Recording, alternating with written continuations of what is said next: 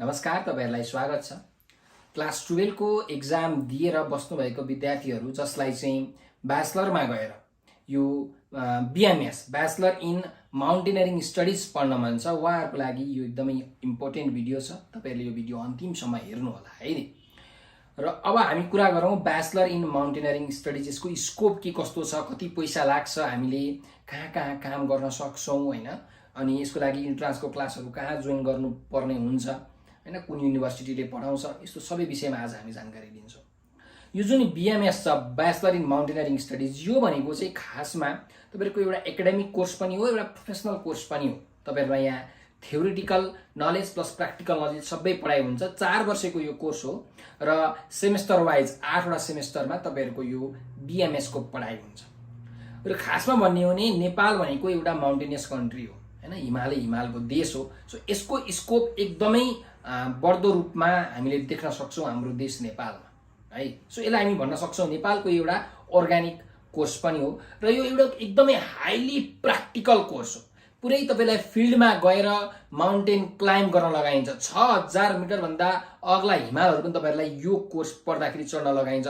एकदमै मजा आउँछ यो कोर्स पढ्नको लागि। तपाईहरुले चाहिँ विभिन्न नयाँ ठाउँहरुमा, विभिन्न नयाँ हिमालहरुमा, पहाडहरुमा, पखेराहरुमा चाहिँ चढ्न सक्नुहुन्छ। एकदम एडभेन्चरस खालको कोर्स हो। प्लस तपाईहरुको क्लासमा पढाइ पनि हुन्छ है, तपाईसँग एउटा डिग्री पनि हुन्छ। र यो विदेशबाट चाहिँ अब विभिन्न लेक्चरर्सहरु आएर तपाईहरुलाई गेस्ट लेक्चरर्सहरु पनि दिनुहुन्छ हैन। अब खासमा भन्ने हो भने यो TU ले चाहिँ यो BMS भन्ने जुन कोर्स छ, यो कोर्स चाहिँ म्यानेजमेन्ट अन्तर्गतको संकायबाट चाहिँ सुरुवात गरेको हो र नेपालमा यो TU सम्बन्धीका जुन कलेजहरु छन्, यो नेपाल माउन्टेन एकाडेमी भन्ने एउटा कलेज छ, त्यसले चाहिँ तपाईहरुलाई यो BMS को पढाइ चलाइरहेको छ, सञ्चालन गरिरहेको छ। र तपाईहरुको कस्टको कुरा गर्ने हो भने खासमा चाहिँ 12 लाख रुपैयाँ पर्छ, किनकि यो एकदमै प्र्याक्टिकल हुन्छ। हेर्नुस् न, हिमाल चढ्ने भनेको सानोतिनो कुरा होइन, त्यसको लागि धेरै कुराहरु म्यानेज गर्नुपर्ने हुन्छ, पैसा धेरै लाग्छ। सो 12 लाख रुपैयाँ चाहिँ तपाईहरुको कस्ट लाग्छ। तर नेपाली विद्यार्थीहरुको लागि चाहिँ एकदमै यो सस्तोमा 50% डिस्काउन्टमा तपाईहरुले 6 लाख रुपैयाँमा चाहिँ यो BMS को पढाइ गर्न सक्नुहुन्छ। र सार्क कन्ट्रीजका विद्यार्थीहरुले 8 लाखमा भने जुन अरु बाहिरका विदेशी मुलुकका विद्यार्थीहरुले चाहिँ 12 लाखमा यो कोर्स गर्न सक्नुहुन्छ। देश विदेशबाट विभिन्न विद्यार्थीहरु नेपालमा पढ्न आउनुहुन्छ के यो BMS कोर्स। सो यो एकदमै इम्पोर्टेन्ट कोर्स हो। र यो जुन हिमाल चढ्ने जुन मानिसहरु हुनुहुन्छ, उहाँका छोराछोरीहरुको लागि चाहिँ स्कलरशिपको पनि केही व्यवस्थाहरु छ। त्यो तपाईहरुले स्कलरशिपको व्यवस्था कलेजमा गएर मजासँग बुझ्न सक्नुहुन्छ। र तपाईहरुलाई चाहिँ यो पढिसकेपछि रिसर्च हैन, क्लाइमेटको चाहिँ रिसर्च गर्न, माउन्टेनको जुन इन्भाइरोमेन्ट छ त्यसको बारेमा रिसर्च गर्न एकदमै सजिलो हुन्छ। तपाई एज अ रिसर्चर काम गर्न सक्नुहुन्छ। कुनै पनि कम्पनीको चाहिँ तपाईहरु म्यानेजरको भएर हैन, माउन्टेन कम्पनीको म्यानेजर भएर तपाईहरु काम गर्न सक्नुहुन्छ, एन्टरप्रेन्योरशिप गर्न सक्नुहुन्छ।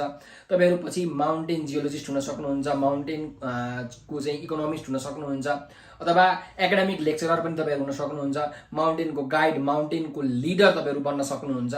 र तपाईहरुलाई चाहिँ यो BMS को कोर्समा हरेक सेमेस्टरमा तपाईहरुको प्र्याक्टिकल हुन्छ, एकदम फिल्ड प्र्याक्टिकल। जस्तो पहिलो सेमेस्टरमा तपाईहरुको चाहिँ वाल क्लाइम्बिङहरु, रक क्लाइम्बिङहरु हुन्छ, त्यस्तै कल्चरल टुरहरु हुन्छ, बेस क्याम्प ट्रेकिङहरु हुन्छ, पिक क्लाइम्बिङ हुन्छ, ल्याङ्ग्वेजहरु पनि तपाईहरुलाई पढाइ हुन्छ हैन। कुनै कलेजहरुमा चाहिँ यो फ्रेन्च ल्याङ्ग्वेजहरु पनि पढाइ हुन्छ।